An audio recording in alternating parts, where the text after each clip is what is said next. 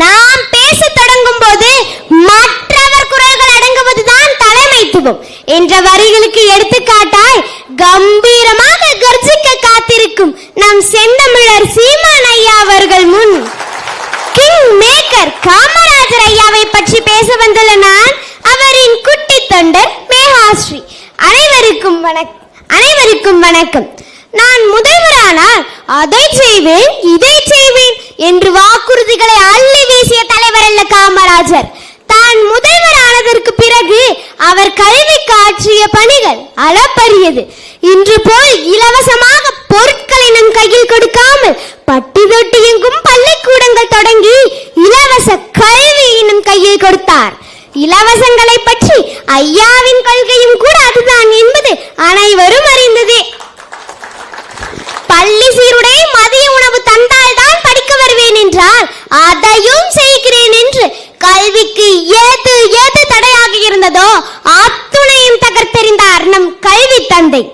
பணப்பையை பார்க்காமல் மக்களின் இறைப்பையை பார்த்த காமராஜருக்கு மத்தியில் இன்று பணப்பையை பெற்றுக்கொண்டு மதிய உணவு தருகிறோம் என்று பெருமையாக சொல்லிக் கொள்கிறார்கள் சில தனியார் பள்ளிகள்.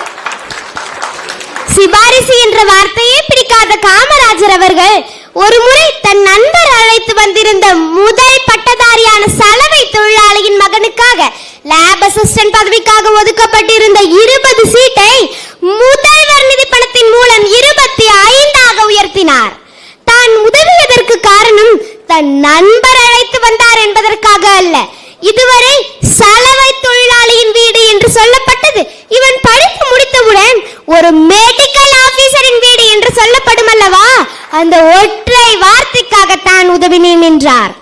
மேலும் அரசு மருத்துவக் கல்லூரியில் சேருவதற்காக முதல்வர் கோட்டாவில் ஒதுக்கப்பட்ட 10 இடங்களை விண்ணப்ப படிவத்தில் பெற்றோர் கையொப்பம் என்ற இடத்தில் எந்தெந்த பெற்றோர்கள் கை நாட்டு வைத்திருந்தார்களோ அவர்களின் பிள்ளைக்கு வழங்கி கல்வியை சேர்க்க வேண்டிய இடத்தில் சேர்த்தார். கை நாட்டுக்காக வேலை கொடுத்த காமராஜர் காலம் போய் இன்று சிபாரிசு என்ற பெயரில் கையூட்டுகள் நடந்து கொண்டிருக்கிறது என்று சொல்கிறார்கள். அதை ஒழிக்கவே ஓயாமல் போராடி கொண்டிருக்கிறார் நம் சீமான் ஐயா அவர்கள். நாட்டில் விவசாயத்தை பெருக்குவதற்காக பல நீர்த்தேக்க திட்டங்களை கொண்டு வந்து 12 முக்கிய அணைகளை கட்டி நாட்டில் நிலவளத்தையும் நீர்வளத்தையும் பெருக்கிறார் நம் காமராஜர் அவர்கள்.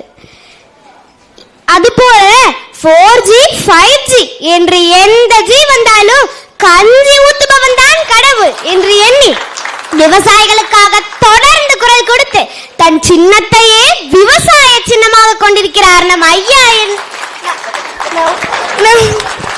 நம் ஐயா என்பது பெருமைக்குரியது. கிராமங்கள் தோறும் மின்சார இணைப்பு கொடுத்து அதில் இந்தியாவிலேயே தமிழகத்தை முதன்மை இடம் பெற செய்தார் காமராஜர் ஐயா. ஆனால் இன்று மின்சாரத்திற்காகவே போராட்டம் நடந்து கொண்டிருக்கிறது. 1 ரூபாய் திருநீர் பொட்டலத்திற்கே உபயம் என்று தனது பெயர் எழுதுவோருக்கு மத்தியில் இத்துணை நலத்திட்டங்களை செய்துவிட்டு தன்னை பற்றி யாரும் புகழ் பாடக்கூடாது, பெருமையும் பேசக்கூடாது என்று சொன்ன தன்னலமற்ற தலைவரும் இந்நாட்டில் தான் வாழ்ந்தாரா என்ற ஜென் ஆல்பா குழந்தையான எனக்கு வியப்பாக இருக்கிறது. இப்பொழுது கூட நம் கல்லூரியின் நுழைவாயிலில் காமராஜர் என்னை அன்புடன் வரவேற்றார். விதைத்தவன் உறங்கலாம், ஆனால் விதைகள் உறங்குவதில்லை. காமராஜர் விதைத்த விதை இன்று விருட்சமாக வளர்ந்து நிற்கிறது நம் ஐயாவின் உருவில். இன்றைய மாணவர்கள் நாளைய தலைவர்கள். இன்றைய தலைவரான நீங்கள் பசி, பஞ்சம், லஞ்சம், ஊழல், கொலை, கொள்ளை, அடக்குமுறை, ஒடுக்குமுறை, பெண்ணடிமைத்தனம், மது, மதபோது எதுவுமே இல்லாத தூய தமிழகத்தை படைக்க விரும்பினீர்கள். நாளைய தலைவராக போகும் நாங்களும் அதைத்தான் விரும்புகிறோம். காமராஜரின் வழியில் அனைவரும் ஒன்றிணைவோம், வெற்றி நடை போடுவோம், உலகை ஆள்வோம், காமராஜர் ஆட்சியின் பொற்காலத்தை மீண்டும் உருவாக்குவோம் என்று கூறி எனக்கு வாய்ப்பளித்த கல்லூரி நிர்வாகத்திற்கு நன்றிகளை தெரிவித்துக் கொண்டு விடைபெறுகிறேன். நன்றி, வணக்கம்.